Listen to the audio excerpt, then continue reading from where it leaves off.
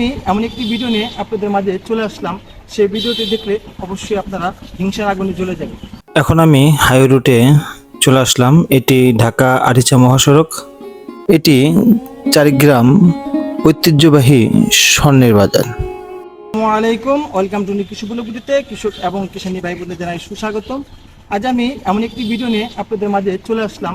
সেই ভিডিওটি দেখলে অবশ্যই আপনারা হিংসার আগুনে জ্বলে যাবে। সেই ভিডিওটি কি জানেন? আমি যে এতদিন পেঁপে বিক্রি করলাম, সেই পেঁপে বিক্রি করার পরে যে আমি লক্ষ লক্ষ টাকা আয় করলাম, লাভবান হলাম, সেখান থেকে আজ আমি কিছু টাকা দিয়ে আজ আমার অর্ধাঙ্গিনী, আমার স্ত্রী, তাকে আমি কিছু অলংকার কিনে দেব। সেটি কোথা থেকে সেই অলংকারটি কিনি সেটি আজ আমি আপনাদেরকে দেখাবো। আমি সেই ঢাকা সাভার থেকে এখন যে জায়গাটি আসছি, আমি অবস্থান করছি, সেই জায়গাটি আপনার সিঙ্গার মানিকগঞ্জ, এবং এখান থেকেই আমি যাব আপনার সেই চারিগ্রাম বাজার, যেখানে সবথেকে বড় স্বর্ণের মোকাম। সেখানে আজ আমি যাব এবং আমার স্ত্রীর জন্য আমি কি গহনা কিনি এবং কত টাকা দিয়ে কিনি সেটি আজ আমি আপনাদেরকে দেখাবো। এবং আপনারা দেখুন, অবশ্যই কিন্তু কেউ হিংসা আগুনে জ্বলেন না, কারণ পরিশ্রম কখনোই বৃথায় যায় না। আমি পরিশ্রম করি বিদে আজ আমি সফল, সেটি অবশ্যই আপনারা সবসময় দেখতে পান যে আমি কী পরিমাণ পরিশ্রম করি। সেই পরিশ্রমের ফল থেকে আজ আমি আমার স্ত্রীকে আজ মনের মধ্যে একটা জিনিস গিফট করবো, সেটি দেখতে থাকুন।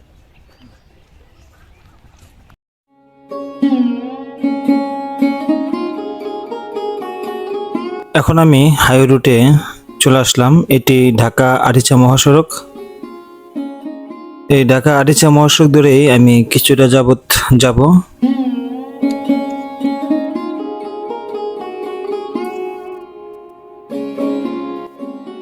এখন আমি যে জায়গাটিতে অবস্থান করছি এটি গোবিন্দল বাজার।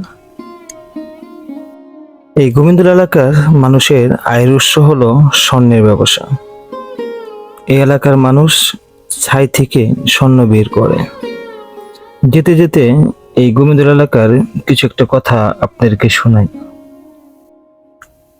এই এলাকার মেয়েরা যখন সাবালিকা হয় তাদেরকে পর্দার সহিত চলিত হয়।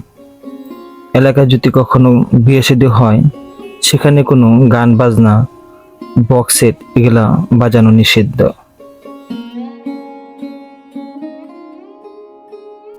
এই এলাকাটি গোবিন্দল থেকে মুসলিম নগর হিসেবে রূপান্তরিত করা হয়েছে। আমি প্রায় চারিগ্রামের কাছাকাছি চলে আসছি। এখন আমি চারিগ্রাম বাজারে অবস্থান করছি। সেই ঐতিহ্যবাহী চারিগ্রামের স্বর্ণের বাজার, সেখানে আমি পৌঁছে গেলাম।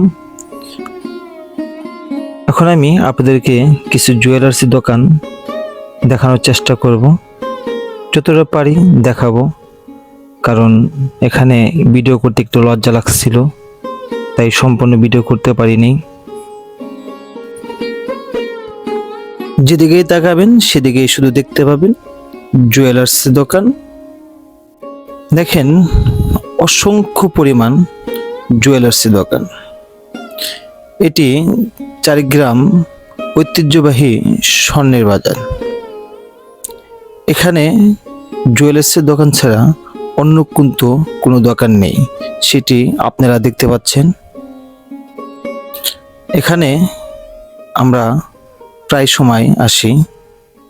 দেখতে পাচ্ছেন কি পরিমাণ অসংখ্য জুয়েলার্সের দোকান।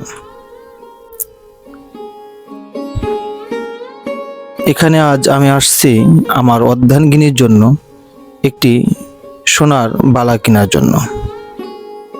যারা আপনারা ব্যবসা বাণিজ্য করেন বা অন্যান্য কাজ করেন, যখন দেখবেন আপনি কোনো কিছু থেকে লাভবান হতে পারছেন, তখনই চেষ্টা করবেন কিছু একটি গহনা কেনার জন্য, কারণ গহনা যে কোনো সময় আপদ বিপদে কাজে লাগে।